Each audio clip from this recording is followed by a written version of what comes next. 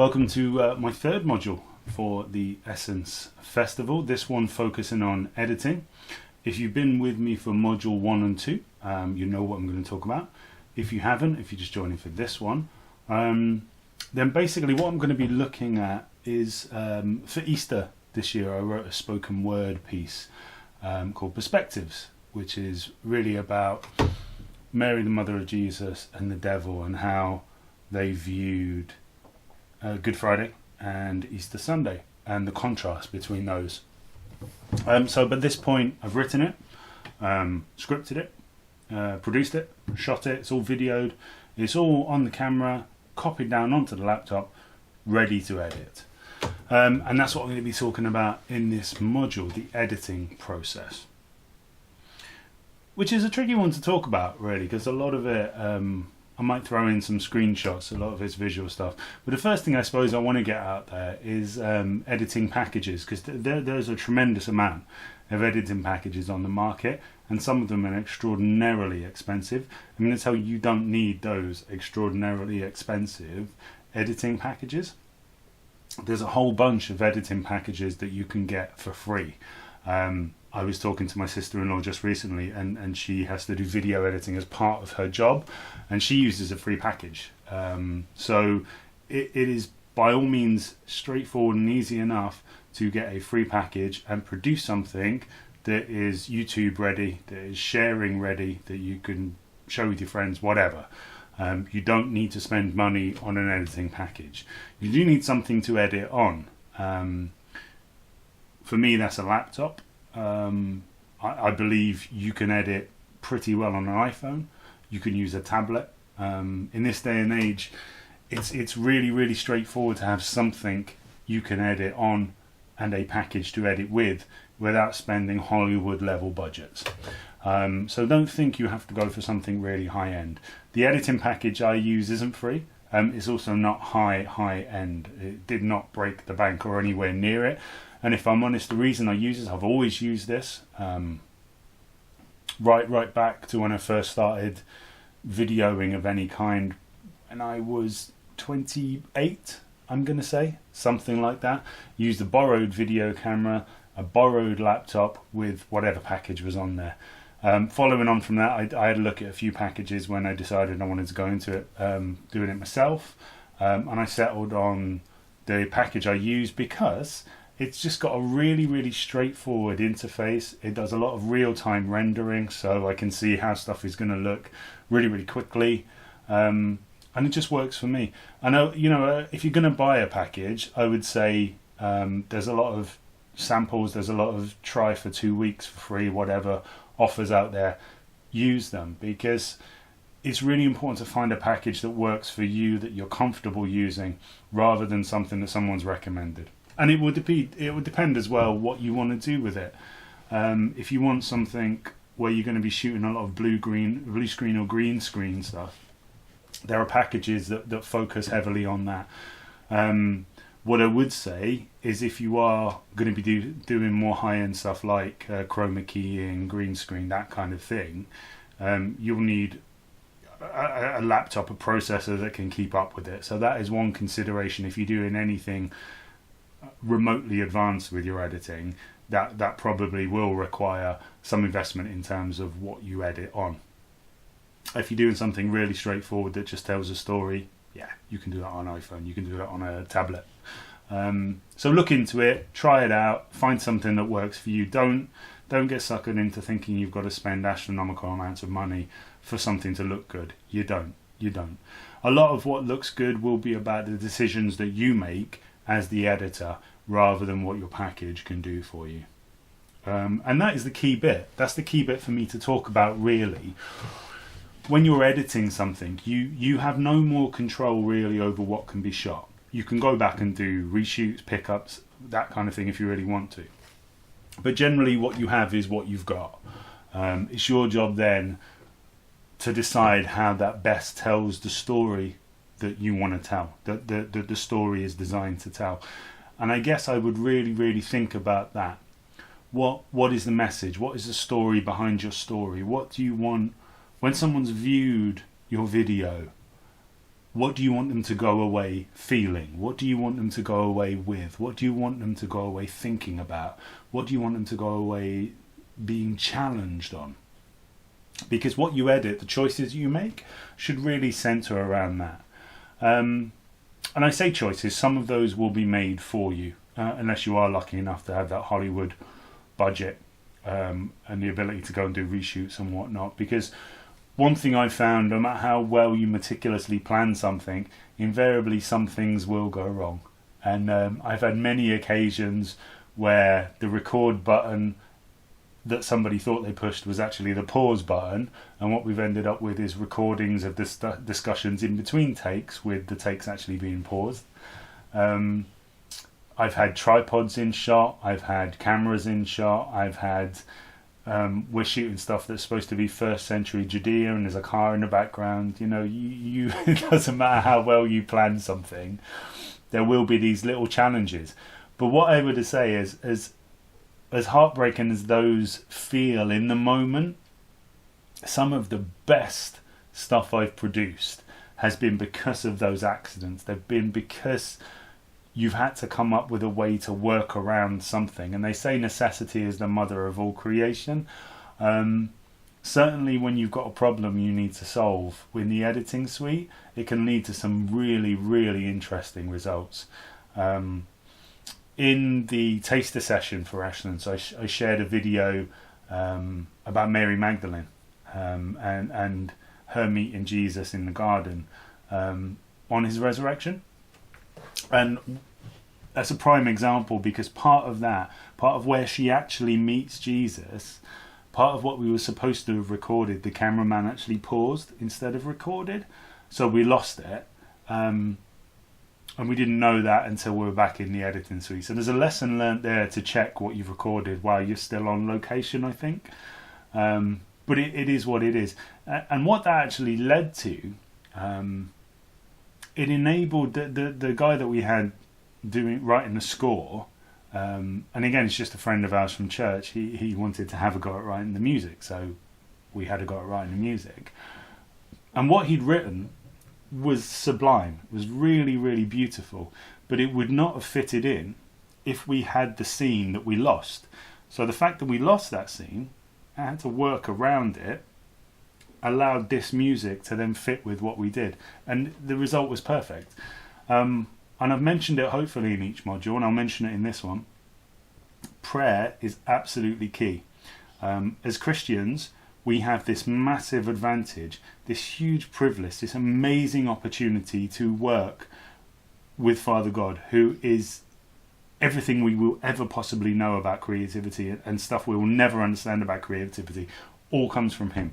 We have the literal embodiment of creativity to work with. So if you're spending that time with prayer, and if you're partnering with God when you're doing this stuff, you will get the best possible results. Oftentimes, even though it doesn't look like it, oftentimes when you think everything's going wrong, the best thing will come out of it. So never lose hope.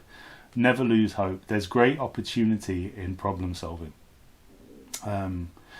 So yeah, you'll get to make, you know, when everything's on your laptop or on your device, whatever you're doing with it, you've got it all in the suite. That's when the fun begins. Now, editing, what I will say, it's hard work. It's probably the most time-consuming part of producing a video, because it's literally sometimes frame by frame you have to get stuff right. So expect it to be a fairly lengthy process, but one that is filled with such reward. For me, one of the best feelings in the world is when you hit that button to kind of export what you've created and you get to watch it as a video all done and dusted for the first time. I love that moment. So bear with it, pace yourself. You don't have to do everything in one night, in 1 hour. It's okay to come back to it. Certainly if you've got a problem to overcome, sometimes it's beneficial to go away, pray, and just spend some time letting your mind ponder it. Yeah, and as I said, so think about what's at the core of your story, what's at the core of your video, and how does the decisions you make in the editing suite best convey that. And don't be afraid to try different things. There's many times I've been editing a video. I'll have 3 versions of the same group of scenes cut together in different ways, and I'll spend some time just playing around, seeing which works best. And it's a really good idea to have somebody else kind of, if you get in that moment where you've got 2-3 versions, you're not really sure actually which one conveys best, get a fresh pair of eyes on it, ask somebody's opinion. That's really useful. And yeah, just remember to keep coming back. Have a copy of the script with you. It's always good to refer to that. But keep coming back to that central message. What am I trying to say? What am I trying to say? What do I want people to leave with? And see how that influences your decision. Now, as I've said kind of in the previous couple of modules, it's not Hollywood. You don't have to produce something that is all polished or singing or dancing. You can produce amazing things with something that's just a one scene, and really your editing has just been sticking 2 pieces of film together. That's okay. It's about the story you tell. It's not always about how polished your editing is, how fancy everything looks. It's not about that. The strength is in the story. Always, the strength is in the story. And a great story, badly acted, badly shot, will still be a great story. So don't get too hung up on if you can't get something exactly how you want it. As long as you're going back to that core story, stick with it. It doesn't need to be anything shiny and amazing. I'm not saying don't aspire for that, by the way. You know what your level of expectation is. You know what your level of being happy with something is. What I will say is never get caught in the trap of never being happy with something. What often happens, we'll have a mental image of what something should be, and it's usually really, really, really hard to achieve that mental image, because the mental image is perfection. That's perfect. That's how you imagine it to be, and it's really, really hard, really, really hard to get there. And I'm not saying settle for second best. I'm just saying what's important. Figure out what's important about that perfect image, and just try and hit those important bits rather than the whole complete all singing, all dancing version. And just know when you're as far as you can get with something, I think. And just remember, nobody else but you can see that perfect version. So whatever anyone sees is the only version of it they will see. And something that you're maybe not 100% happy with, believe me, will still blow people away, because that's their first view of it. They don't have anything to compare it with like you do. You have what's in your head. They don't have that. They only have what you have. So don't get too hung up about perfection, because you will never get there. If I waited until I was perfectly happy with something, I literally would never finish anything, I don't think. If I always went for that mental image, I'd never finish anything. So yeah, just remember that people are only going to see that one final version of it rather than the perfection. Think about what you can do to enhance it, again, depending on what your time scale is like, what your budget is like, what your resources are like. But there's a lot of royalty-free music, there's a lot of royalty-free sound effects, there's a lot of royalty-free green screen and blue screen effects now as well on the internet. By royalty-free, I mean, you're okay to use it. Sometimes people will just want a mention in the credits, or if you're putting it on YouTube, they'll want a mention in the comments that you've used their stuff, but you don't have to pay them for it. A lot of the time, people don't even want to mention. They're just like, look, it's here, use it. Especially with Christian imagery, that kind of thing. A lot of Christian organisations will be more than happy for you to use anything they've produced royalty-free. So just look out for those. A lot of packages, if you buy an editing package, probably a lot of the free ones as well, they'll come with background music that literally will be labelled suspenseful, creepy, joyous, that kind of thing. And what I would say is, although that it sounds a little bit cliched, right? But never ever underestimate the power of music, the power of sound. I've known pieces that I thought were average, that when the right music has been added over the top of it, it lifts it by 10 times. You know, you can't really put a price on it. Good music added to the right scene is amazing. So definitely try out some music, try out some sound. Think about, and I'm going into nitty gritty here, by the way. Like I said, this is not stuff you need to get into. If you just want to produce something simple, go produce it simple. Don't get tied up in this. But even the soundscape, even the sound that a scene has, can subtly influence how your viewer feels about it. So with the perspectives piece, you'll see the scenes with the devil in are eerily quiet. There's no birds singing. It's deliberately very, very quiet. Whereas Mary on the Sunday in a garden, like, the imagery is full of life. So is the soundscape. There's birds singing. You know, there's a breeze. There's running water, and it's all of those things that just subtly make people feel life. You know, same as the imagery.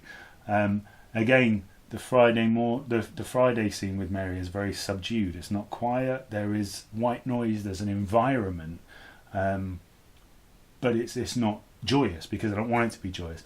But all of these things, in a perfect world, as the editor, you don't want the viewer to consciously notice what you do in that suite. As frustrating as that is, the best editing kind of goes unnoticed, because you want the viewer to feel something without necessarily realizing why they're feeling it. You want the sound engineering, the soundscape, you want the music to manipulate how your viewer is feeling, because it ties them into the emotion of the scene, and you want them to buy into that. I'd say it's really important. It's up there with kind of your actor's performance as to how somebody feels watching your piece. So yeah, just think about sound, think about sound effects, think about music, think about lighting. Lighting is a very difficult thing to get right in post-production, at least for me. But there are things you can do. You can darken down the scene. There's loads of really useful tutorials online around that kind of thing by people far more gifted in that area than me. So if that's something you want to get into, definitely search for a tutorial. And generally speaking, with a lot of editing, there's a lot of useful tutorials online if you're looking how to do something specific. Transitions is the other thing. A lot of packages will come with built-in transitions. So how does one scene go from the other? You can do a straight cut, so it just jumps one piece of film to the other. If you look at Star Wars, it has a very iconic kind of sweep that happens in between scenes cut in between each other. So just, think about that. And again, it all ties into the feel. You can do, if you're in a dream sequence, for example, there's lots of kind of wavy, dreamy kind of transitions you can use that just adds to the feeling of the scene. It adds to what you're trying to convey with the scene itself. So all these little things that you can add into it that people don't even necessarily consciously realise, but will enhance your piece. And I'm going to say it again though, don't get tied up. If this is stuff that you want to have a play with, that you're interested in stretching yourself, expanding, having a go at, go do it. But if you're just starting out and all you want to do is just simply tell a story, get your iPhone, record yourself with the earphone mic, whatever, or just with the iPhone sound, get a free package, whack your scenes together, share it. Or don't share it, keep it for you, show it to your friends. It doesn't matter if it's just between you and God, that's going to be amazing as well. Never get tied into thinking, what are people going to think about this? Because you don't have to show anyone. It can just be for you. Creativity isn't about sharing. It's brilliant if you can share it, because you're sharing a message, you're conveying something. And we have a desire to communicate, and creativity is communication. We communicate something through our creativity, but never make it solely about that. It has to start in here, about what you want to do and what you want to tell. And if that goes no further than you and God, that is okay. Seriously, just go shoot it anyway. It's more important that you shoot it, that you have a go, than you actually produce something that's out there and being shared. If you want to do that, great. but don't get tied into thinking you have to. Enjoy it, have fun, and that's the bottom line of every one of these modules. If I can leave you with just one thing that you remember, have a try, have fun, have a play, don't get tied up with anything else. Literally just enjoy it. Make as many mistakes as you want, because believe me, you will learn so much from those mistakes, but also you will find that actually those mistakes lead you to make something you're making even better, more often than not. Just enjoy it, guys. This is the ability to create is just one of the most amazing things in the world. It's the best experience. Just do it for you. Just do it for you and God, and enjoy it. So to leave you with something to try, that's obvious. I guess if you followed the previous 2 modules, record whatever you did from the performance module, the second module, and edit it together. And if you want to add some sound, add some sound. If you want to add some music, add some music. If you don't. Just pull it together. If you haven't watched any of those, why are you joining in module 3? Go back and watch them. But if not, just think of something that you could record. 2 separate things. Record 2 scenes that you can connect in some way to tell a story. Really, really simple stuff. Even if it's just you saying something to camera and then you recording a bird flying. I don't know. It doesn't matter. It doesn't really matter what it is. Just record 2 things that you can connect in some way to convey a message. Find your free editing suite. Stick them together. Like I said, add sound if you want to, add music if you want to, but don't if you don't want to. Just tell your story. I hope this has been useful to you. I hope it's motivated you, inspired you to just have a go at something. Guys, if you want to reach me for anything at all, the Essence email address will find its way to me. My name's Jason. Love to hear from you if you want to hook up about anything at all. I will show the perspectives piece again at the end. If you have followed all 3 of my modules, this will be the 3rd time you've watched it. Feel free to skip it. But if not, have a watch. You can see, I guess, having gone through this module, look out for the little sounds and the way, or the absence of sounds, and what else I might have done just to try and manipulate feelings. Enjoy, guys. Have a go. Have fun. I'll speak to you soon. God bless.